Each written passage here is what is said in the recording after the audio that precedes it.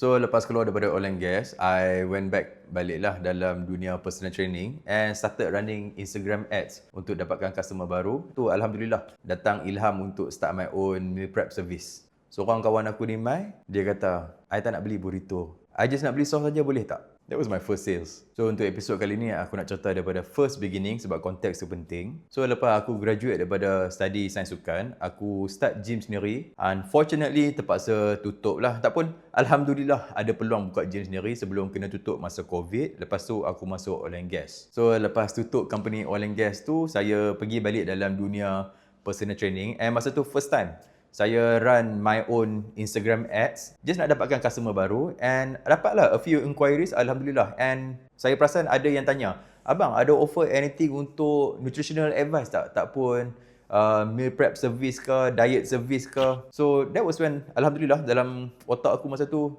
dapat ilham, apa kata aku explore dekat jalan ni. So aku pun start planning meal prepping service. Aku fokus untuk keep it low calorie, high protein. And konsep yang aku nak guna is a burrito sebab senang nak prepare, senang nak transport, customer pun boleh makan dekat mana-mana, and paling senang aku boleh buat bulk order. Tapi masa aku tengah planning untuk buat recipes tu, aku jadi terfikir, customer akan datang balik untuk flavor sebab anyone boleh dapat dekat YouTube, boleh dekat Pinterest, boleh dapat dekat Instagram, TikTok, semua macam mana nak buat resepi burrito yang high calorie dah pula. Yang high protein, low calories, tapi flavor dia tu. And that was when aku terfikir, sauce. Sauce akan memainkan peranan yang sangat penting sebab customer akan datang balik ke tak based on the flavor. Sebab kalau sauce yang aku guna pun sauce biasa saja, boleh beli dekat mana-mana, customer akan macam, okay, yang ni sauce standard. Tapi berdasarkan pengalaman aku dalam human behavior, kerja dalam oil and gas dengan fitness industry, customer akan datang balik bila kita punya personal unique flavor dalam produk. So aku pun start lah buat eksperimen, buat batch resipi ni, buat batch resipi tu. Semua buat dalam rumah, dalam bilik sewa, dalam dapur tu memang chaotic gila. Memang chaotic lah, memang huru-hara, semak gila. Tapi it's the beginning lah. So setiap kali aku buat batch baru, aku bagi dekat kawan. Setiap batch aku buat, aku bagi free sample dekat kawan-kawan dekat gym. Just nak feedback saja masa tu. Tak fikir nak menjoin pun lagi. So aku pun start buat eksperimen untuk try resipi apa yang sesuai. And masa tu semuanya start daripada dalam bilik sewa dengan dapur saja. Memang chaotic gila, huru-hara, semak. Tapi setiap kali ada batch baru, ada try resipi baru, aku akan bagi dekat kawan-kawan free samples. Kawan-kawan dekat gym pun aku bagi free samples. Just nak dapatkan feedback. Dapat feedback je aku adjust. Dapat feedback je aku adjust. Sampailah satu kawan aku ni, nama dia Daniel, dia main dekat aku. Dia tak tanya pasal burrito, dia tak tanya pasal meal prep service. Dia cakap kat aku, "I tak minat dengan burrito dengan meal prep service ni, but I like the sauce. I nak beli sauce saja dengan you, boleh tak? Tak nak benda lain, I nak sauce saja." Aku pun masa tu macam, "Can? Boleh, why not?" Dia tanya berapa ringgit. Okay, satu paket 15. Masa tu aku tak jual dalam paket pun, aku jual dalam balang mesti DIY. And dia kata, "Okay, I nak 2." That was my first sales. Benda yang aku pun tak expect. Yang planningnya nak jual burrito, nak buat meal prep service. Tapi tiba-tiba jual hot sauce. And bagi aku, that question, soalan kawan aku tu, dia totally change persepsi yang aku ada untuk aku punya business plan. Dia tak minat dengan main offer, tapi dia nak produk sokongan yang aku nak add on kepada main offer business aku tu.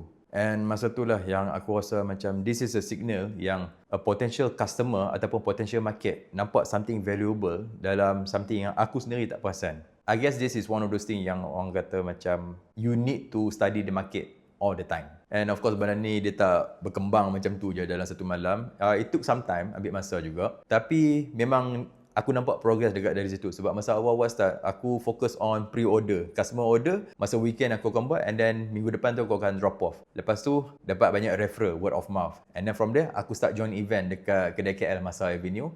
Dapat juga perkenalkan dengan ramai visitor yang datang melawat yang ada dekat area Selangor masa tu. Lepas tu aku jadi terfikir, macam mana aku nak expandkan lagi tanpa aku perlu pergi ke satu event and spend banyak masa dekat situ. So aku pun start to explore bahagian e-commerce. Masa tu awal-awal aku start dengan Shopee.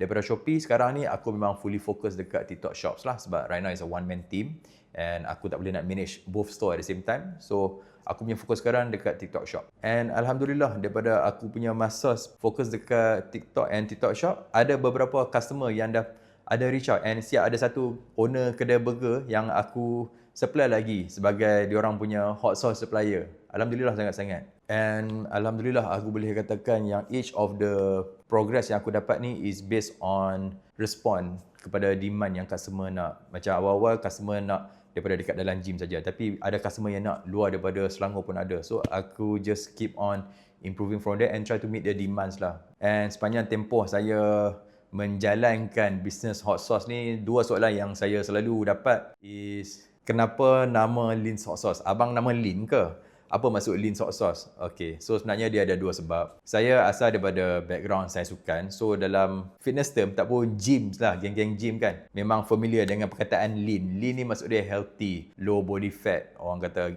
Abang Sador lah, geng-geng Abang Sador. Tapi at the same time, masa saya tengah fikir nama apa nak bagi untuk hot sauce brand ni, ada satu gambar mak saya dengan saya masa saya kecil. Mak saya kerja dalam F&B. And siapa yang kenal mak saya tahu nama mak saya Lin. Diorang selalu panggil Kak Lin lah, tak pun Mak Lin. L-I-N.